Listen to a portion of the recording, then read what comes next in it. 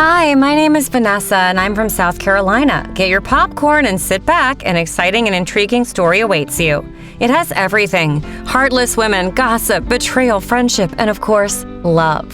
But before I start, please like this video and subscribe to the channel. Done. Excellent. Now I owe you a kiss. I was born into a family of geniuses. My parents were Nobel laureates, and my older brother and sister were confidently following in the footsteps of our parents and have already defended their PhD dissertations. Can you imagine how high the bar was set for me? Mom and Dad constantly compared me to my brother and sister and set them as an example. Vanessa, you haven't read the textbook on advanced mathematics and calculus yet. Your brother was solving logarithmic equations in his mind at your age. Ah, what a golden boy. And you? Dad told me disappointedly when I just transferred to the second grade. And because he was dissatisfied with me, I sobbed in the toilet, and after that I sat at my desk and studied all night through. Now you can probably imagine how obsessed my parents were with my grades. The worst thing was that they wanted me not just to study well, but to be the best in the class. Do you understand? The best. At parent-teacher meetings, they were finding out if any of my classmates were getting higher scores for tests. And if that was so, I was locked up for the night in a dark, cold closet under the stairs, with spiders and a terrible smell of mold. There, according to my parents, I had to rethink my behavior and get my act together. Baby, don't get upset with us. This isn't a punishment. It's a lesson for the future. I hope that this time you'll finally learn it and will no longer have to use such harsh, pedagogic methods. When you grow up, you'll be grateful to us. We want you to use your chance and succeed and not live your life as a loser or a nobody. My mother told me instructively when she was locking the closet door for the night. And then it seemed to me that my watch froze in one place, and 1 minute lasted an eternity, and morning would never come. Yuck! These painful memories make me feel a wave of chilling horror. In the darkness of the closet, all the most terrible fantasies would come to life.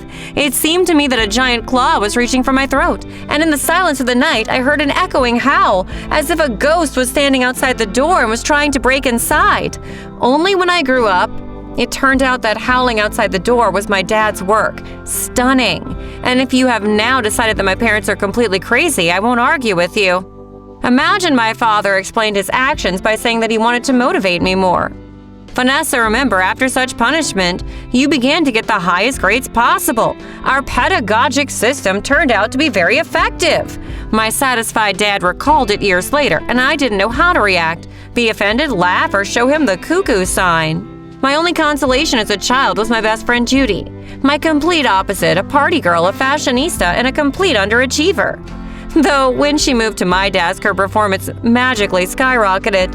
And not only because she copied my homework in almost all subjects. Communication with me had a beneficial effect on her and broadened her horizons. All the teachers noticed it. Although Evil Tongue said that Judy made friends with me for her own selfish goals. Yes, to use my help in passing exams and being accepted to the next school year. But I believed in my friend's sincerity and paid no attention to the rumors about her calling me a daft cow behind my back. In addition, communication with Judy allowed me to feel the freedom and naturalness that my parents were killing in me. When I visited my friend, we dressed up in her fashionable clothes, gave ourselves bright makeup, turned on the music, and could have fun until morning. Moreover, her parents, unlike mine, didn't force us to go to bed at 9 p.m. and didn't turn off the lights in the midst of our fun. We ate pizza and as much ice cream as we wanted. Judy also shared her juicy details from her personal life. She was dating guys from the age of 12, and believe me, she had things to tell. I was listening to her with my mouth open. Some of the details made me blush and turn away, and Judy began to laugh out loud. For some reason, she really liked to make me shy. You haven't dated anyone yet? Come on, you're joking, she said, feeling superior, and in those moments, I felt resentment for her. Yes, I'll tell you honestly, at 16, I'd never dated anyone and never even kissed. But I'm not ashamed of it at all. I was waiting for a great true love, a never-ending one. I wouldn't settle for anything else. Pfft, I told it to you, and I feel better now. And I feel like after my revelations, we've become closer. Do you feel it too? I'm so glad to be among understanding people. But in the meantime, I'll continue. The whole thing started when in the 10th grade, a guy named Alex transferred to our school, and he was a genius. Winner of mathematical Olympiads and prestigious scientific competitions. A sports guy. Handsome, multilingual. This guy was fluent in 3 languages in addition to his native English. And the most amazing thing was that he never had to tediously study anything at all. And he had time to have fun, hang out with friends, and turn up at nightclubs. It seemed like a powerful computer was built into Alex's head, which processed information in a matter of seconds and produced ready-made solutions. And of course, when this guy showed up, my shaky world could lose this competition, tremble and collapse overnight. I'll explain. For many years, I was the best in class, and I understood that if Alex beat me even by a point, my parents wouldn't let me live in peace. Then, for the first time in my life, I did something bad. Oh, it's painful to share this memory, but I'll tell it like it is, and I won't make excuses and defend myself. So during one test, I saw that Alex was cheating. I noticed a smartphone under his desk in which he was shamelessly peeping. I raised my hand and told the teacher, "Mrs. Wilson, Alex is cheating. I think it's unfair to those of us who have been preparing for the test all night, and unlike some of us, weren't having fun until morning with friends." I said in a firm voice, and at that moment, a rumble swept through the class. It was, "Ha!" or "Boo!" My classmates expressed their attitude towards my ugly deed. Yes, the teacher gave Alex the lowest grade and kicked him out of the class. And yes, this guy screwed up and wasn't a threat to me anymore. But after what happened, my classmates openly expressed their disrespect for me and began to call me a snitch. It was fair, and believe me, I got what I deserved, and I realized all the meanness of my deed. Only my loyal Judy was by my side at this time and supported me the best she could. Don't stress it. The less you think about it, the faster everyone will forget everything. You punish yourself and walk around darker than a cloud. That's why everyone's staring at you. Knowing your parents, I would have done the same and snitched on this idiot. My friends supported me. And she was right. It's better to endure the bullying of classmates than to sit in the closet again in case Alex passed the test better than me. Or is it not? What would you guys have done? But what happened the next day completely knocked the ground out from under me. Alex decided to take revenge on me in an unexpected way. He started hitting on Judy, and she was my best friend, who just yesterday called my competitor an idiot, was openly flirting with him. Judy even left her boyfriend and moved to Alex's desk. When I saw them canoodling at recess, I couldn't believe my eyes. The worst thing was that Judy stopped noticing me at all. It was as if I was an empty place. Can you imagine how I felt? The only person who understood and supported me was now ignoring me. It felt like oxygen had been cut off all over the world. My attempts to clarify the situation ended in nothing. Judy didn't even read my messages and didn't answer my phone calls. And one fine day, she told the whole class that I hadn't dated anyone yet. And when I entered the classroom that morning, the guys began to whisper, giggle, and wink at me provocatively and blow kisses.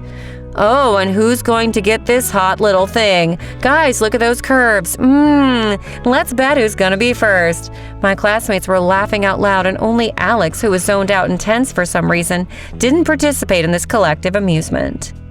That day, with an effort of will, I fought my tears back and sat down at my desk. In my mind, I firmly decided that despite the chaos in my life, I would never break, even if the whole world was against me.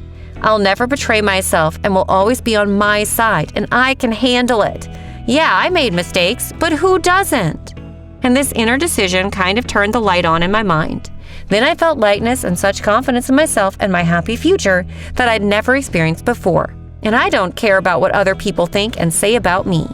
Ignoring the jokes addressed to me, I was sitting and smiling. And at that moment, I caught the zoned-out Alex looking at me. He seemed to not listen to Judy, who was chattering with her arms around his neck. I think my friend noticed who her new boyfriend was staring at so intently, and this really pissed her off, so her attention suddenly turned to me. Hey, you daft cow snitch! Why don't you look at me? Shame won't let you look up, huh? My ex-friend started making spiteful remarks, and these were her first words addressed to me in the entire past week. Judy, chill, Alex suddenly said. The metallic sound of his voice meant that he wouldn't let her continue. Judy stopped, but became visibly gloomy. Her words hurt me deeply. I couldn't believe that these were said by a girl who until recently called herself my best friend. How do you trust someone after this? And does female friendship exist at all? I hope you've never experienced the disappointment I felt at that moment. I was so hurt that I decided to take revenge on Judy and came up with a sophisticated way. Don't judge me. At the time, I couldn't do otherwise. So my parents wanted to hire a French tutor for me and were willing to pay the teacher good money. It may seem absurd to you, but I worked up the courage and offered Alex to work with me. He spoke fluent French. Oh, how scared I was to go up to my classmate and talk to him. What if he reminded me how I snitched on him? But I got over myself and suppressed my fears. And surprisingly, Alex reacted good-naturedly and agreed to my offer. You probably already understood that I did all this with one single purpose: to make Judy jealous and mad and let her hurt too. And my plan worked. My ex-friend threw a terrible scandal to her new boyfriend in front of everyone. She tried to pressure him into giving up the idea of improving my French, but Alex ignored her emotions. "Baby, chill. $50 an hour is good money," my new teacher replied calmly. "Oh, you filthy piece of trash. You bought my boyfriend!" Judy hissed, looking at me, and ran out of the classroom, slamming the door. In the meantime, Alex started coming over to my place after school and even on weekends, and he was a great tutor. He'd spent the first years of his life in France, so he knew subtleties that only native speakers know.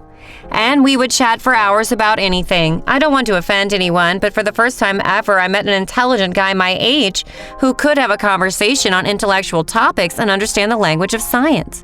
At some point, I began to notice that during our conversations, Alex seemed to accidentally touch me. And when I was actively telling him something or reporting on homework, he would look into my eyes closely. And that look gave me pleasant goosebumps down my back, and my thoughts would get confused. One day, my tutor said, "Vanessa, I can't go on like this. I should have told you a long time ago. When I transferred to the new school, I immediately noticed you. You're an extraordinary girl like I've never seen before. Smart, proud, inaccessible, and very beautiful. I didn't know how to get your attention. That's why I hit on your best friend. That made things even more confusing. Silly, isn't it?" Alex smiled ironically, but the tremor in his voice showed me he was anxious. "Judy is shallow, and I'm not interested in her at all. I broke up with her this morning. The only thing I know for sure is that I want to be with you. And if you don't feel anything for me, everything loses its meaning," Alex said sincerely and hopelessly in a downhearted voice, as if he didn't expect mutual feelings from me. In response, I closed my eyes and kissed him timidly. Unexpected, right? Alex's eyes glowed up, and I sank into his warm embrace. The first kiss is always the sweetest.